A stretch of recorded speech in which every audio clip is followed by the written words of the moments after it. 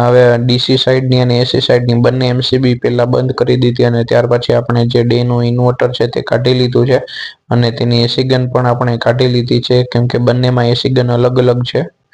હવે તમે જોઈ શકો છો કે આ જે મિન્દ્રા કંપનીનું ઇન્વર્ટર છે તે પહેલા સ્ટેન્ડ ઉપર લગાડ્યા પહેલા આપણે થોડીક વાર ચેક કરી લઈએ કે ઇન્વર્ટર ચાલુ જ છે ને, કેમ કે અહીંયા પ્રોબ્લેમ એવો હતો કે કંઈક વોલ્ટેજ એસી સાઈડથી વોલ્ટેજ વધારે આવતા હતા એટલે ઇન્વર્ટર ચાલુ નહોતું થતું.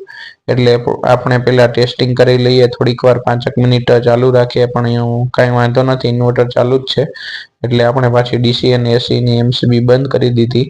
ત્યાર પછી આ જે ઇન્વર્ટર છે તેને ઇન્વર્ટરને આપણે સ્ટેન્ડ ઉપર લગાડી દઈશું, પણ તેને પહેલા અહીંયા જે ડે કંપનીનું ઇન્વર્ટરનું સ્ટેન્ડ છે તે આપણે કાઢવું પડશે.